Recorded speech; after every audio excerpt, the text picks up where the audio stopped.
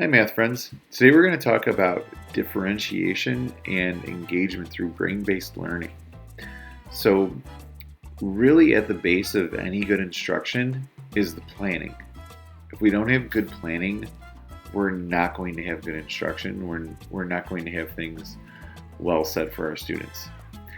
If we combine differentiation and engagement through the brain-based learning, we're going to really start creating higher quality lessons that students will really apply themselves and learn well from. So differentiation, if we just need a quick overview of, it's a teaching strategy that plans instruction with the individual needs of students in mind. So as an educator, it's really important to put students' needs first, and knowing their levels of understanding is really going to help us plan for them well. A quick example of this might be you have 5 students in a class who are really understanding the skill well and they need something at a little bit higher level. You might have most of the class right at about grade level where they need to be, and then you might have a few more students who are just not understanding the prerequisite skills that they need. So they might need to have a review of something during an assignment, and you might want to assign different things based on where they're at right there. But we want to get them to be at the same level, or those students who are exceeding to keep going above and beyond where they are. All right, so one way to apply this is a word that I said already, the prerequisite skills. I like to run a prerequisite skills assessment.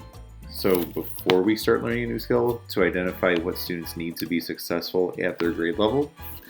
That way we can take a nip it in the bud approach of trying to find out what is keeping them from being successful at this certain grade level before we get started, which is a really great way to do it. I've had a lot of success with it. Daily use of assessments, like formative assessments, ongoing assessments like this in instruction, we should really be trying to look at those each and every day with our students, because we know that our students are not at a set path and that they're constantly going to be learning. So a student who is at a low level one day might be at the middle level or a high level the next day if we're thinking about 3 levels of differentiation. Another way I really like to do this is I like to give students a choice for assignments. So perhaps after learning a skill for 1 or 2 days, they might be ready for a higher level skill, or they might choose a skill that's simply more practice based on what that skill is. And giving them choice really really empowers them, and that's what we're going to talk about with engagement here in a minute too. Other things that we use, I use something called Dreambox, which is kind of like a self-pacing system, and they do this on the computer, and it can set them through the entire grade level, or it can even go backwards and say, hey, these are some prerequisite skills, you need to understand this.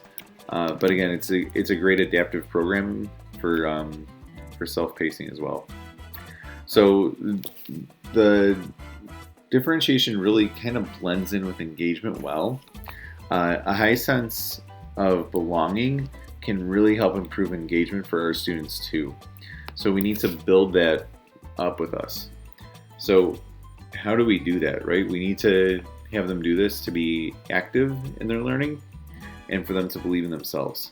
So once they feel supported, students can really start to feel happier, they are healthier, they can even be in a better mental state, they can make better decisions, they can have better self-worth. We're trying to engage them by meeting them at their level through differentiation. So we combine it with what we know about the brain, and all these things start to get together and make our students just better. So how can we apply this? So one way is, through differentiation, we're gonna really hit their levels there, and I'll talk about that in a moment here too. But also talking to students about brain-based learning, talking to them about how their brains are developing at the ages that they are, really helps them to understand why they make the decisions they do, both academically and socially. And this kind of transparency is extremely helpful because we're all trying to help them be better at everything that they learn. And knowing can be a big part of that battle too sometimes. We also know that brain-based learning approach can really improve students' mathematical communication as well. This has been studied and proven too. So what we need to do is we need to combine that engagement and differentiation to really create the best practice. So if we can make students feel comfortable emotionally and academically, they're only going to succeed better. I see this when I do differentiation as well, that students really are happy with the level that they have. Their engagement is higher. They are on task more often, and they're actually completing the work and saying, "Wow, I actually get this." That's a lot of language that we hear from students, right? I get it. I don't get it. We actually start to get it too by giving them that just right approach.